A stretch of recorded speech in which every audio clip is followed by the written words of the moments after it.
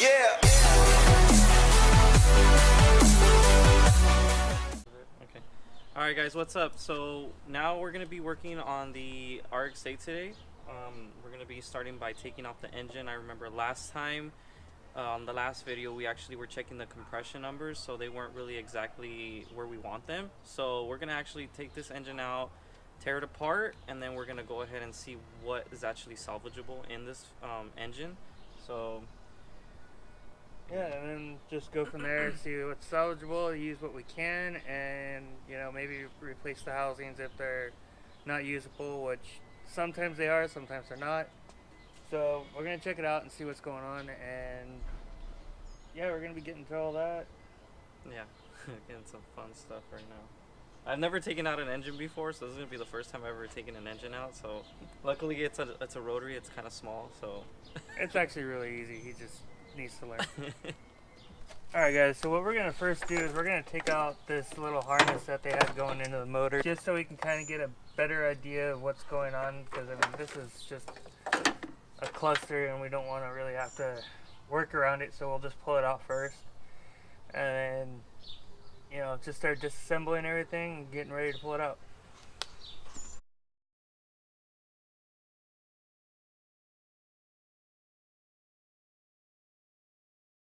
So we have the upper manifold off, and now we're looking at the cluster of wiring down here. So now we're going to sort through all this, pull it all out.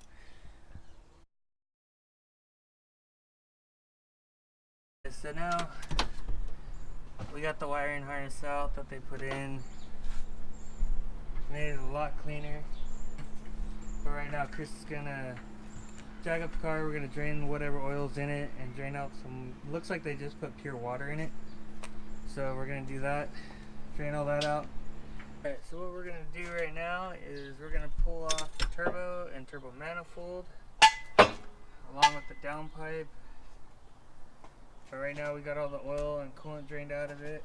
While Chris is jacking up the car right now, we've been as we've been going through everything with the wiring and pulling everything out, we're just noticing just a bunch of little weird things that they did, trying to get it to fit in the RX8 and trying to make it work with the stock wiring harness.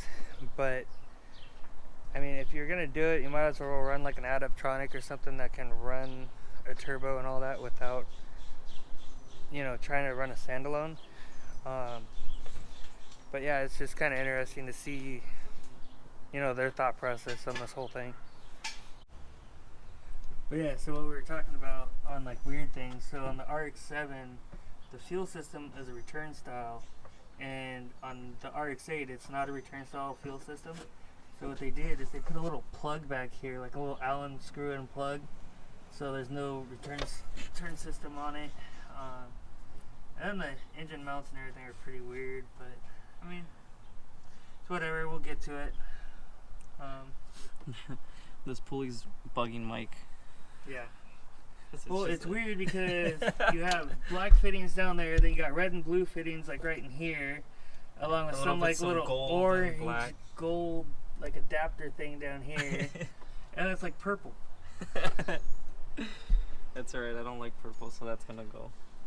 So we'll do this right. Yes, we're gonna fix this, guys. So yeah, I don't get what they were doing with all of this. This is like a little coupler joiner, so they can put two the rubber couplers together. But it looks like it's like made out of plastic or PVC or some shit. There's a good little hole in it. Oh, I probably made that hole. Well, Did I don't know, maybe. But oh shit. Either way. Okay, yeah, no, I don't think I did that. Either way, it's funny because it's like some little plastic piece. Could have made it a lot easier, simpler design. So we got the turbo manifold and downpipe out. Pain in the ass, but we got it out. And then what's really funny is this bracket that they made. Yeah, they made like some type of bracket that hold for the motor mount. It's pretty weird, but We'll show you guys more once we pull out the motor and show you guys how they really mounted it. It's really weird, and it probably wouldn't last very long if we, you know, were abusing it at the track or something. I don't think it would last very long at all. No. We've came into quite a few things that weren't even bolted down or tightened, or didn't even have bolts on them at all, or nuts to, you know, be tight. So yeah, I went to go take off a couple of the transmission bolts, and 2 of them were finger tight, if that. One of the motor mounts, one of the spots where it's mounted doesn't even have a nut to be, you know, tightened down, or they made it so they couldn't even get to it. So I don't know, but we're almost ready to pull it out right now, and we're gonna tear it down, see what the heck's going on the inside.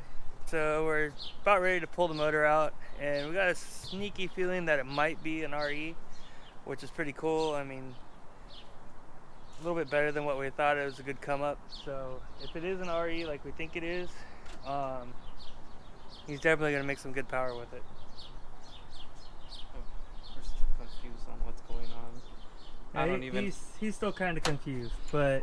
Obviously, honestly, going through all of this, you guys, it's kind of like anything is possible right now. I mean, we found all kinds of weird random shit. Stuff. Just look at this. A fucking bee just fucking landed right here. Look at, he's all flipping. Oh.